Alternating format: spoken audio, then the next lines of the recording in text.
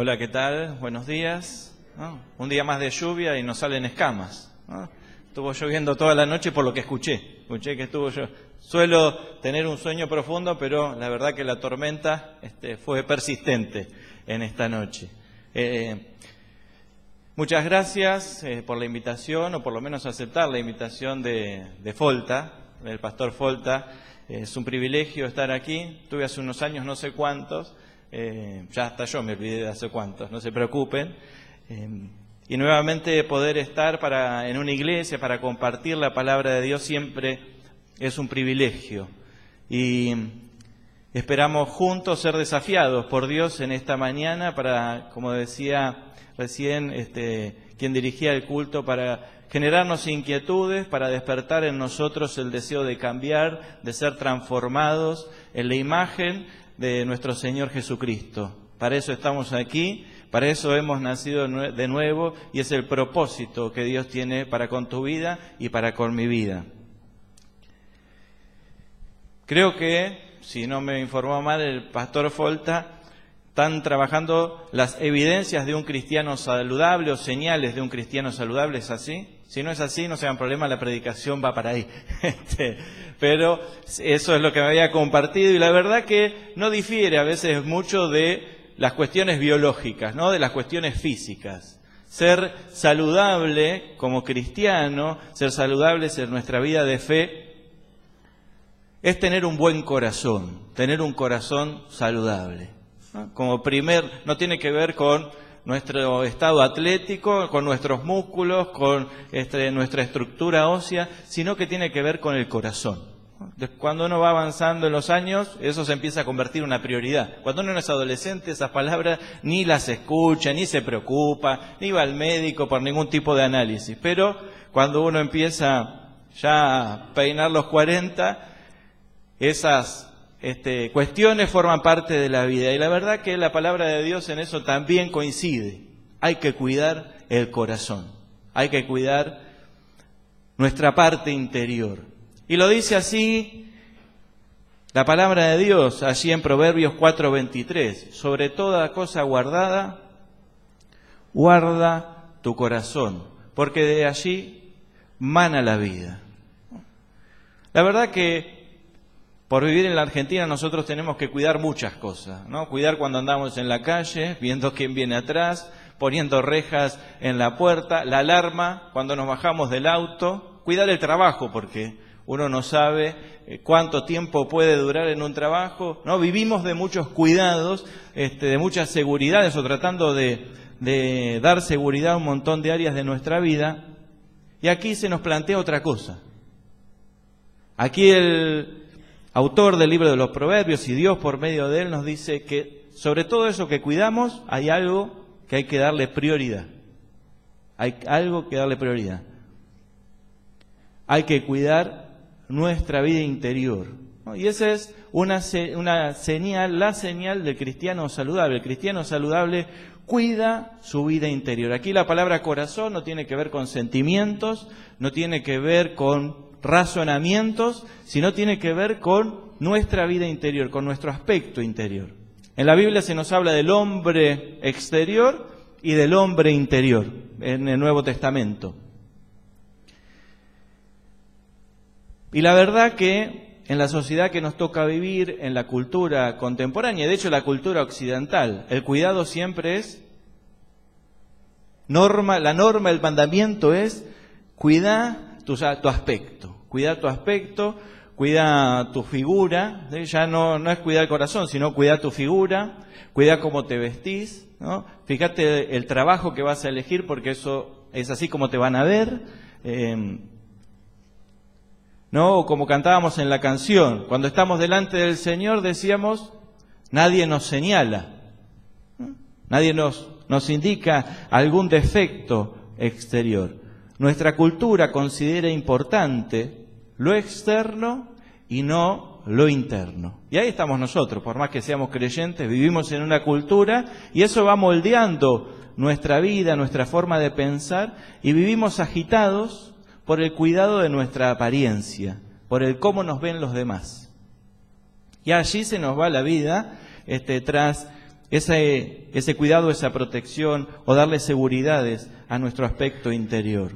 Las actividades también nos llevan a estar ocupados en cosas externas.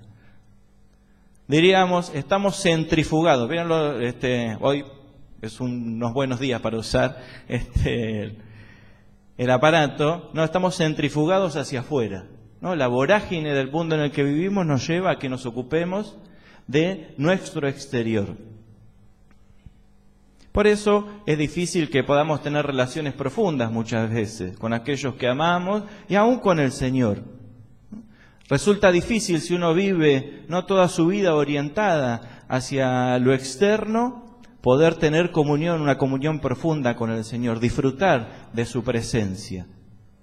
Si ustedes son seres humanos normales, como creo, uno se levanta temprano, va a trabajar, salvo los que ya se han jubilado, como mi suegro y mi mamá pronto, pero nos levantamos temprano, caemos de la cama, salimos corriendo, nos afeitamos, no en mi caso, pero ni me peino, miren, me lavo los dientes, salimos a trabajar, no todo el día, volvemos a casa con la lengua afuera, se cocina, y a dormir.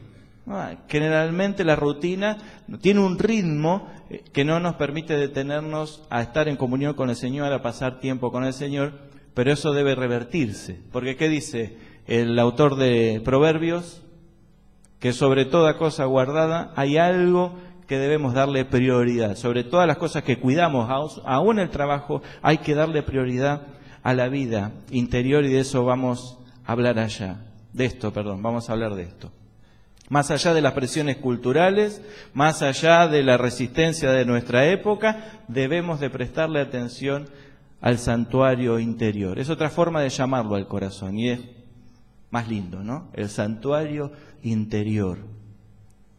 Tener el corazón, el santuario interior en orden. Ocuparnos de él.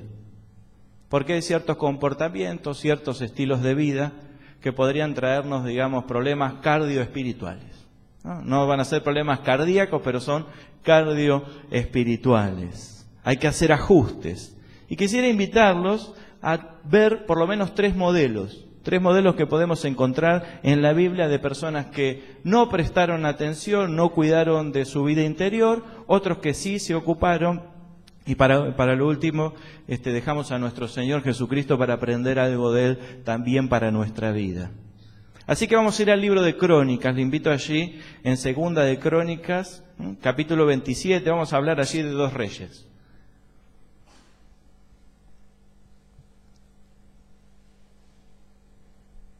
Allí en Crónicas capítulo 27 se nos habla de Jotán, del rey Jotán, ¿no? Rey del reino de Judá.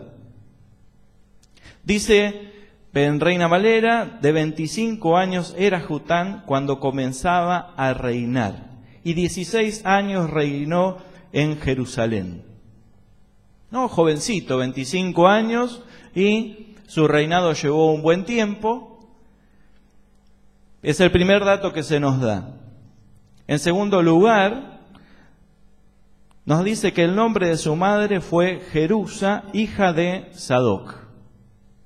En la presentación que se nos está haciendo del rey se nos dice que es nieto de Sadoc. Quizás los que conocen algo de la Biblia sabrán que Sadoc era sumo sacerdote, era un personaje muy importante. Es como hablar de que tenía de abuelo al protestante que ustedes tengan en su mente el más encumbrado. Yo pensaba en Billy Graham y por ahí me dirán, ¿qué antigüedad, Walter? Pero bueno, pensar que el abuelo era Billy Graham, o cualquiera que ustedes piensen en este momento. Por lo cual uno pensaría, no, Jotán espiritualmente en su relación con el Señor tiene que ser profunda. Con semejante abuelo no esperamos menos. E hizo lo recto ante los ojos de Jehová, conforme a todas las cosas que había hecho Uzías su padre. Tenía un abuelo ejemplar y en cuanto a su ética, su comportamiento, correcto. Uno lo veía, ¿no? Cómo manejaba su vida, cómo administraba el reino, cómo se comportaba conforme a la palabra de Dios, y uno diría, bueno, era un creyente ejemplar. No tenía problemas de ética, de moral. De hecho, dice que seguía el ejemplo de su padre Usías. Ahora bien, siempre en la Biblia aparece el pero, ¿no? Aparece allí, pero, salvo, ¿qué problemita tenía Jotán? Salvo que no entró en el santuario de Jehová.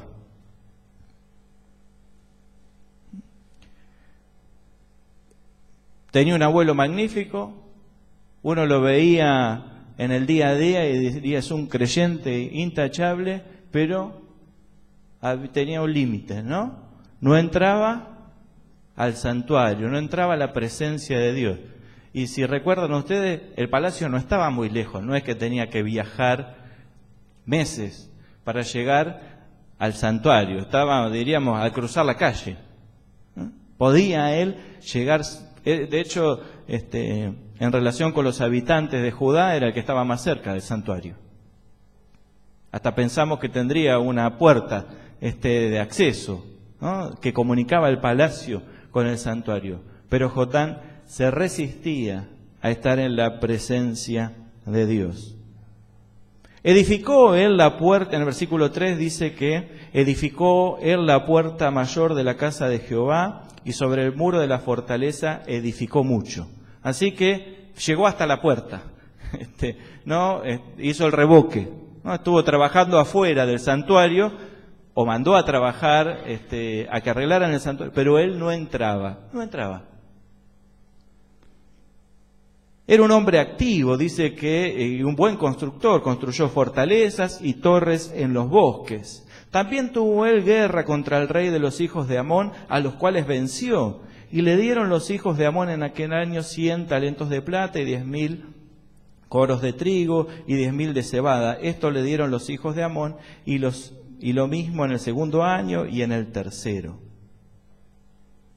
Así que era un excelente constructor y además, en cuanto a general del ejército, digamos, en cuanto a su dominio en la batalla, también obtenía victorias. Un estadista, diríamos nosotros en nuestro tiempo, era un líder ejemplar, pero tenía un defecto. Menospreció, descuidó su comunión con Dios. La despreció porque no entraba al santuario. Había descuidado su relación con Dios, su tiempo especial con Dios. Era correcto, tenía, digamos, un buen linaje, de una familia creyente, diríamos nosotros, pero podríamos pensar, no quería dejar su corona, ¿no? Cuando entrar en la presencia de Dios es también, él debería de sacarse su corona y estar delante del Señor. Era excelente externamente, pero interiormente estaba vacío. Interiormente despreciaba la comunión con Dios.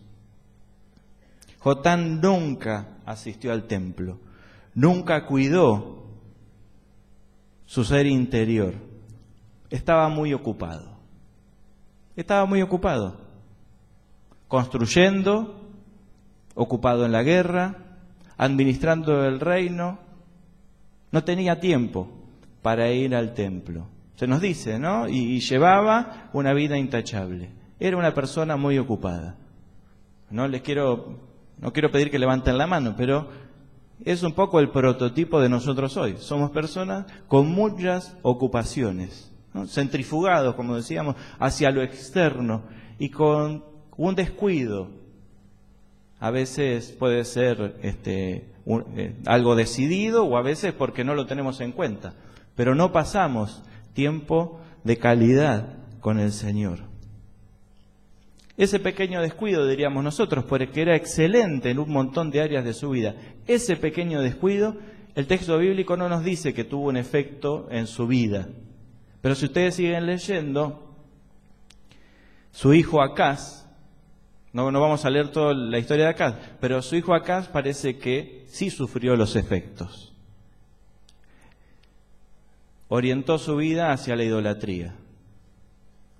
Es lo que había contemplado, era lo que había visto toda la vida en su padre, ¿no? Su padre no iba al santuario, no iba a adorar a Dios. Acaz dio un paso más.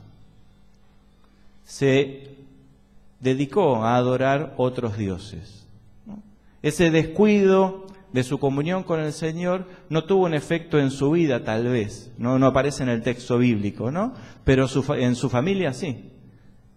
Es así como un niño que no ve a su padre orar, quizás lo ve venir a las reuniones de la iglesia, quizás lo ve que es correcto en la administración del hogar, que es intachable en su trabajo, que todos hablan bien de él, que administra bien el hogar, pero jamás ve a su padre o a su madre pasar tiempo de oración.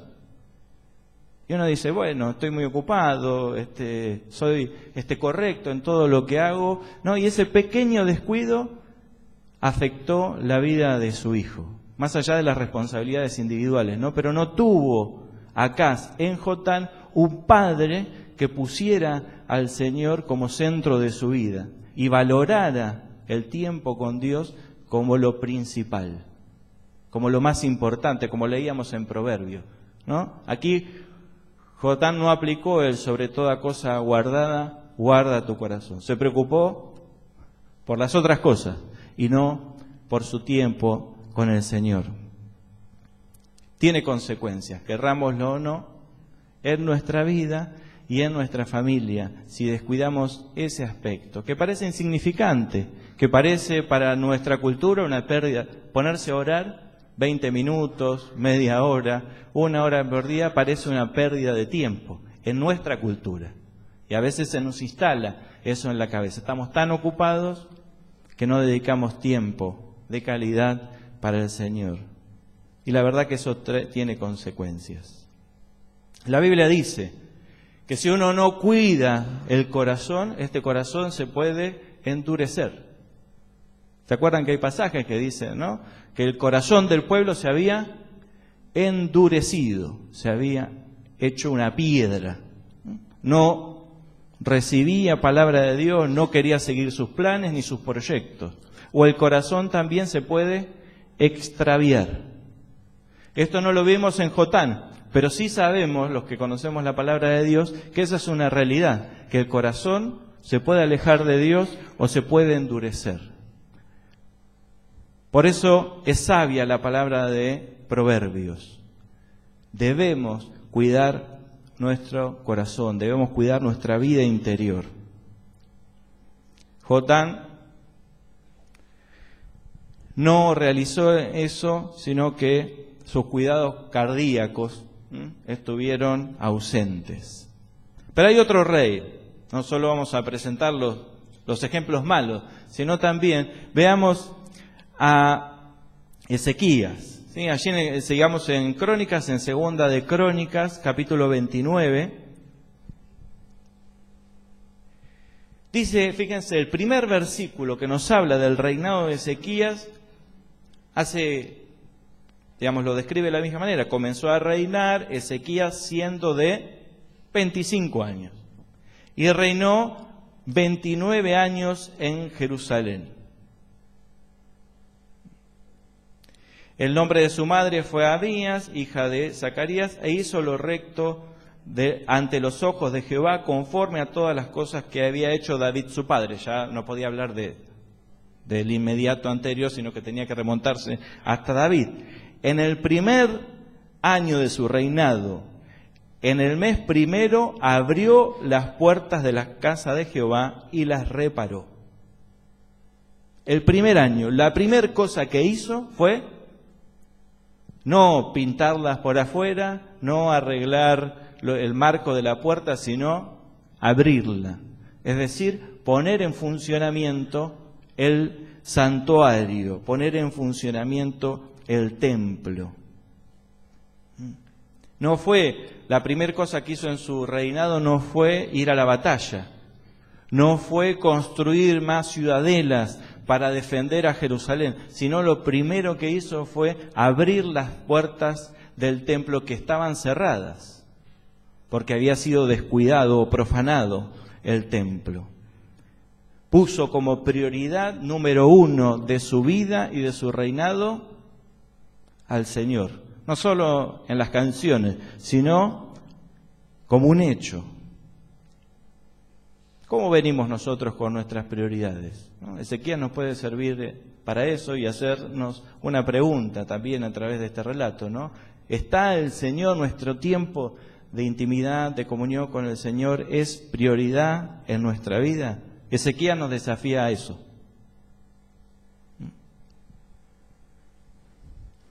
Comenzó por las puertas. Hay un día uno que uno, después de mucho haber dejado de pasar tiempo con el Señor, tiene que haber un día uno en el que cambie nuestra actitud para con el Señor. Pero Ezequías no se quedó solo con eso. No se quedó con el deseo de tener comunión con Dios.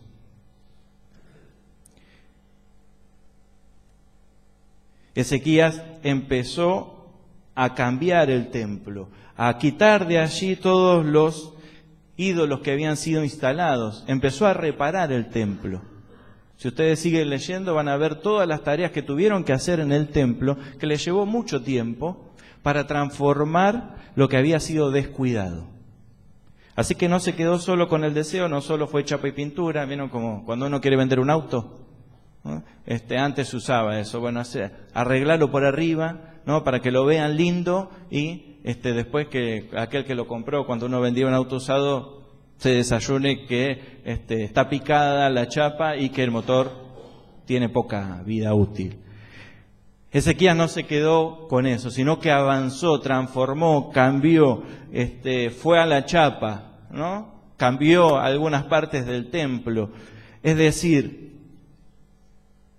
no solo fue una prioridad en su vida la comunión con el Señor, sino que se ocupó. No solo lo deseó. A veces nosotros nos quedamos en el deseo.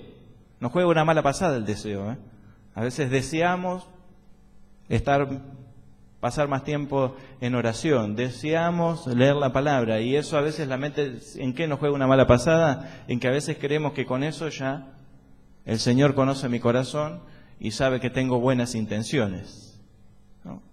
Ezequías no se quedó solo en la puerta y en la reparación de la puerta, sino que fue hacia adentro del templo y empezó a transformarlo. Dice allí en el versículo 6, porque nuestros padres se han rebelado y han hecho lo malo ante los ojos de Jehová nuestro Dios, porque le dejaron y apartaron sus rostros del tabernáculo de Jehová y le volvieron las espaldas. Esa actitud que había tenido Jotán, ¿se acuerdan? Que Jotán no entraba al templo, parece que no solo Acaz aprendió eso, sino que también el pueblo. Veía cómo los reyes no iban al templo, por lo cual ellos también le dieron la espalda al tabernáculo, le dieron la espalda a la presencia de Dios. Por tanto, la ira de Jehová ha venido sobre Judá y sobre Jerusalén y los ha entregado a turbación y a execración y a escarnio, como veis vosotros con vuestros ojos. Y aquí nuestros padres han caído a espada, y nuestros hijos, nuestras hijas y nuestras mujeres fueron llevados cautivos por esto. Aquí hay otra realidad también y otra verdad. Cuando no pasamos tiempo con Dios, cuando no lo ponemos como prioridad en nuestra vida, empezamos a poner otras actividades como prioridad, otros deseos como prioridad para nuestra vida. Como consecuencia, eso nos termina esclavizando muchas veces. Esto que le pasó al pueblo de Israel es algo que nos pasa también a nosotros como creyentes cuando no nos ocupamos de nuestra intimidad y nuestra comunión con el Señor. El trabajo empieza a ocupar el primer lugar, a veces la familia, los bienes materiales, la carrera, ¿no? Cada uno sabrá qué es lo que lo terminó esclavizando sin darse cuenta, ¿no? Porque cuando nosotros tenemos comunión e intimidad con el Señor, nos permite tener otra mirada sobre el trabajo, sobre la carrera, sobre la familia, sobre cualquier prioridad que hayamos puesto, ¿no? Cualquier objeto que hayamos puesto en primer lugar. Cuando uno lo ve desde la perspectiva y de la relación con Dios, se libera todo eso. Pero cuando no forma parte de tu vida el encuentro con Dios, eso termina por atraparte, termina por esclavizarte. Hay consecuencias, mis queridos hermanos y hermanas, si descuidamos nuestra comunión con el Señor. No nos va a salir barato, no nos va a salir gratis.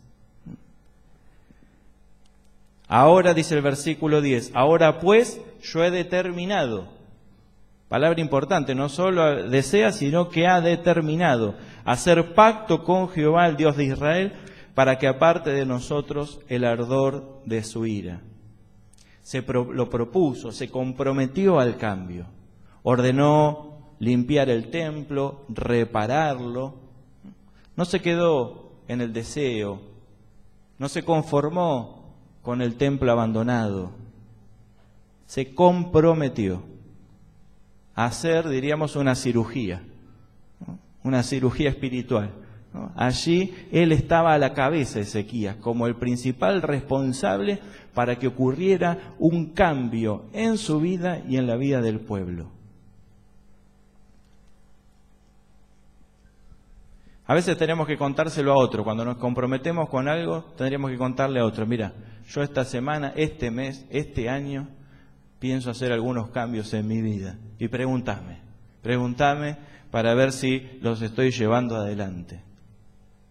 Para no quedarnos solo en el deseo.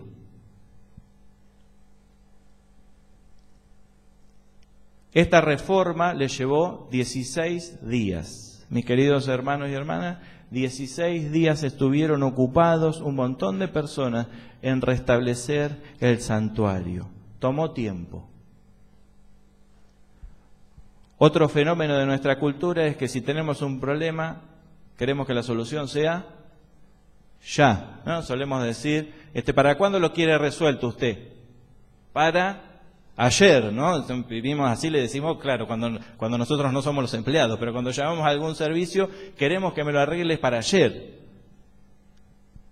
Y a veces pensamos que en las cuestiones espirituales también la solución es al chasquido de dedos, ¿no? Llame ya, compre esto y ya resolvimos, ¿no? 10 años, 15 años, 20 de desatención, de falta de comunión con el Señor. No quiero engañarlos. Poner en funcionamiento nuestra vida interior, ¿no? Que vuelva allí el Espíritu Santo a fluir y a derramarse sobre nuestras vidas, lleva tiempo. No es solo desearlo, no es solo comprometerse, sino estar dispuestos a perseverar. No es simple. Un verdadero arrepentimiento lleva tiempo. No alcanza con el deseo, no alcanza con un día.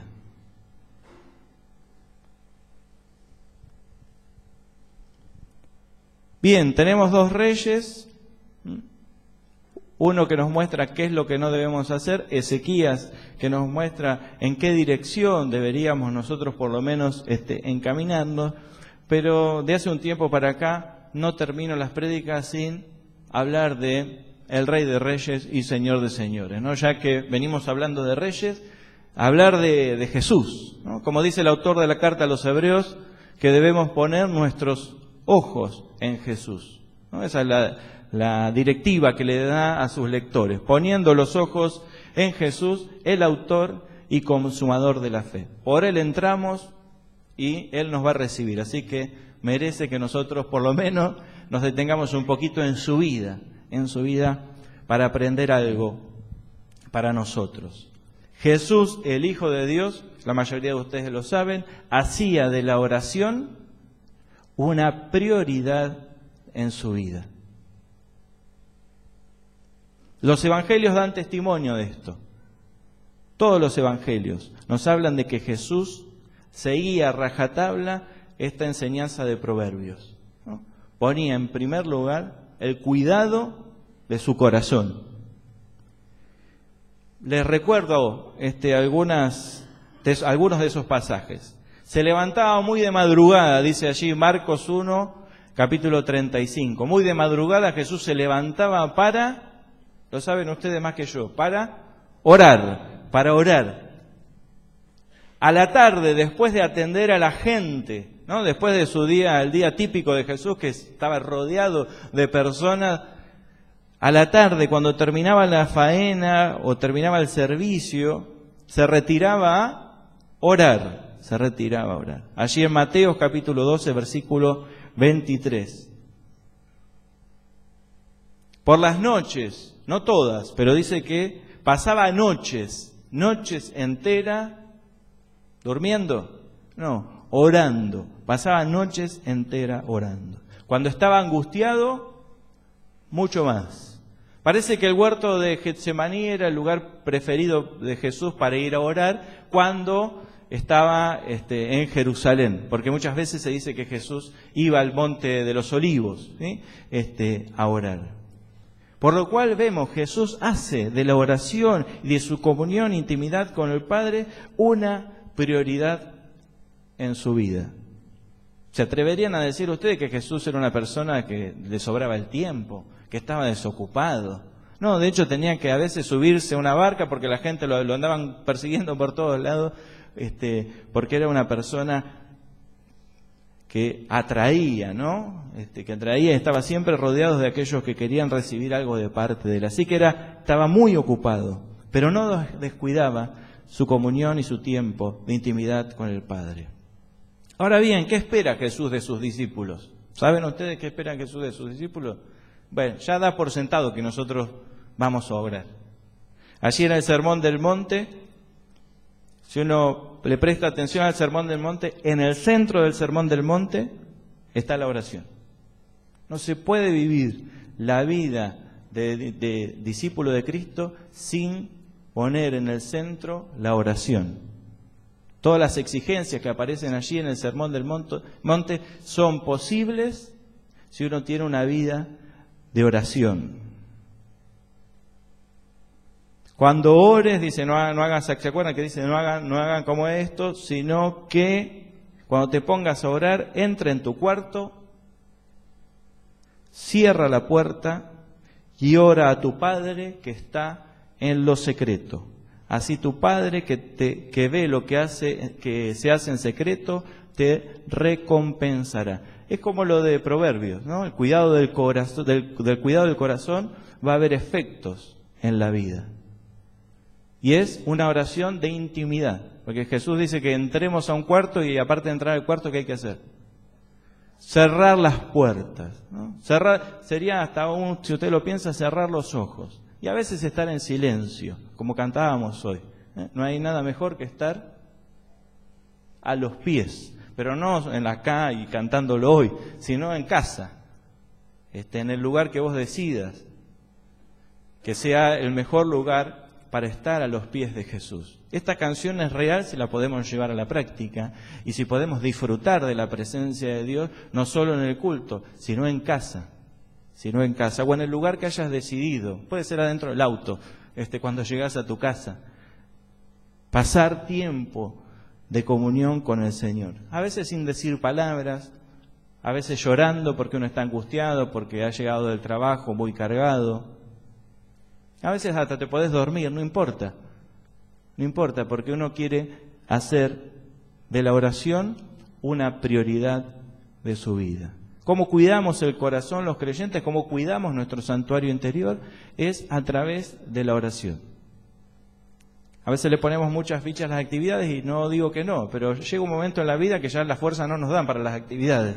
Y yo creo que lo único que nos va a quedar en la medida que sigamos avanzando es, ya estamos usando anteojos, después cada vez vamos a ver menos, pero la oración es algo que no se nos puede quitar. Entonces tenemos que hacer la oración una prioridad de nuestras vidas. Jesús lo hacía, pide que sus discípulos lo hagan,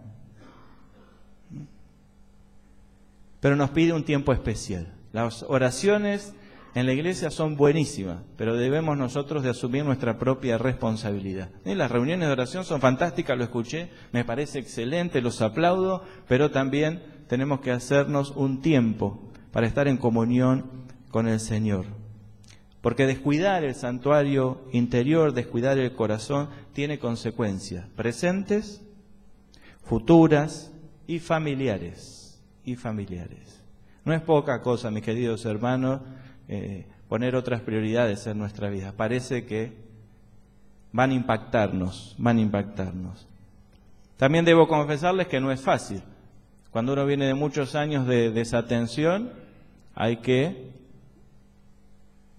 cuando uno empieza la primera vez, es como cualquier cosa que ha sido descuidada, ¿no? Hay que rasquetear, hay que lijar, no, hay que dedicarle esfuerzo, no es fácil.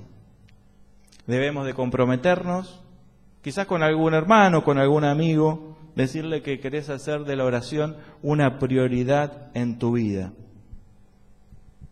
Hay que perseverar, eso es importante. Acá no hay soluciones mágicas, perdónenme, pero no les puedo traer una receta, una pastilla que le resuelva el problema. No es como con lo del corazón, una pastilla no resuelve el problema, hay que dejar de comer todos los días.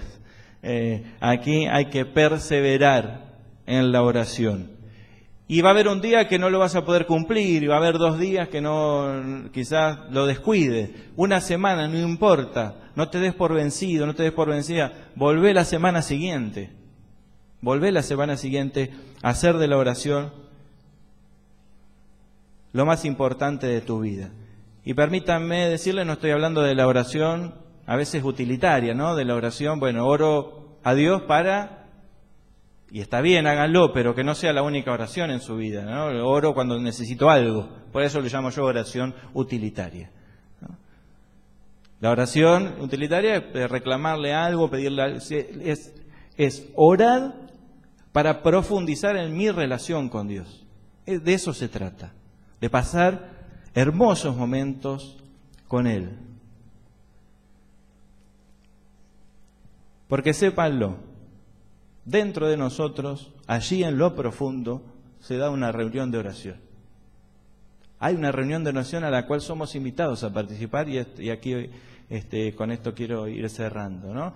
Hace poco empecé a pensarlo de esta manera. En mi interior, ¿se acuerdan que el Espíritu Santo y el Señor habitan en nosotros? ¿Se acuerdan, sí? ¿De eso? Bueno, en nosotros el Espíritu Santo está orando, ¿lo saben? No le podemos enganchar la frecuencia porque dice que eso es de forma indecible, ¿no? No podemos a veces captar su frecuencia. Pero allí no estamos peor de lo que estamos porque el Espíritu Santo está intercediendo por nosotros. Y dice la carta a los Hebreos que Jesús en este momento, ¿qué está haciendo? Intercediendo por nosotros. Así que empecé a ver la oración no como una práctica, como una disciplina, como un ejercicio, sino como una invitación que se me hace cada día a participar en una reunión de oración que se está celebrando en mi interior. Entonces lo veo de otra manera.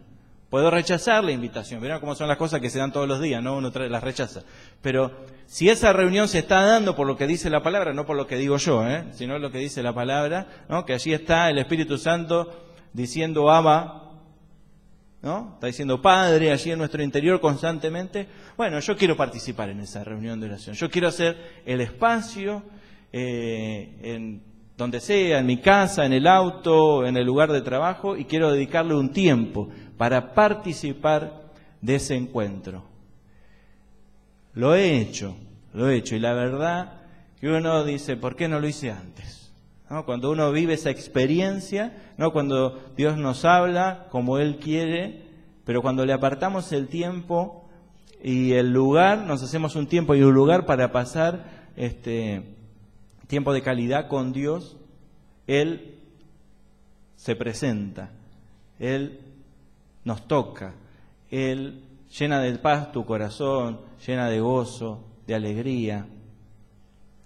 No lo digo solo a partir de mi experiencia, sino a partir también de lo que dice la palabra de Dios al respecto, ¿no? A veces creo que tenemos que circuncidar el corazón, no solo con respecto al nuevo nacimiento, sino que en parte se ha endurecido porque lo hemos descuidado, ¿no? Se ha atrofiado. Pero no es la última palabra sobre nuestra vida espiritual. Esa no es la última palabra sobre tu vida espiritual y sobre la mía, ¿no? Tenemos ejemplos, por ejemplo, en Ezequías, un templo que había sido descuidado, que había sido profanado, pudo ser restablecido y colocado en funcionamiento, como en sus mejores épocas. Así que no se desanimen, eso puede ocurrir también en nuestra vida. Si hace años que tiempo de calidad con el Señor no pasas, podés revertirlo. Desealo, comprometete y persevera. Oramos. Cuántas gracias te damos, querido Padre, en esta mañana. Porque ves nuestra realidad, Señor, ves la calidad a veces que le damos a nuestra relación contigo, que es muy poca. No es la prioridad de nuestras vidas, y sin embargo, en tu misericordia, Señor, nos sigues llamando. Tu Espíritu allí en nuestro interior sigue clamando para que cambiemos nuestra situación. Gracias, Señor, porque no estamos solos, porque tu presencia en nuestro corazón nos anima al cambio, porque nos invitas a una reunión de oración en la que tú estás presente. Gracias, Señor, porque quieres que nuestro ser interior cambie y sea transformado. No nos quieres ver esclavizados de nuestros trabajos, de nuestras carreras, de nuestras ocupaciones o preocupaciones, sino que nos quieres liberar de todo eso. Señor, en esta mañana queremos asumir el compromiso que nos presentas, el desafío que traes a nuestra vida. Queremos, Señor, como decíamos hoy en la canción, estar a tus pies. Queremos, Señor, regocijarnos de tu presencia en nuestras vidas. Ayúdanos, Señor, a perseverar, a que no nos demos por vencido, ni a la primera ni a la caída número 100, sino que tengamos un compromiso firme y fuerte para que la oración y el tiempo de intimidad contigo sea una realidad de nuestras vidas. Te agradecemos en el nombre de Jesús. Oramos. Amén.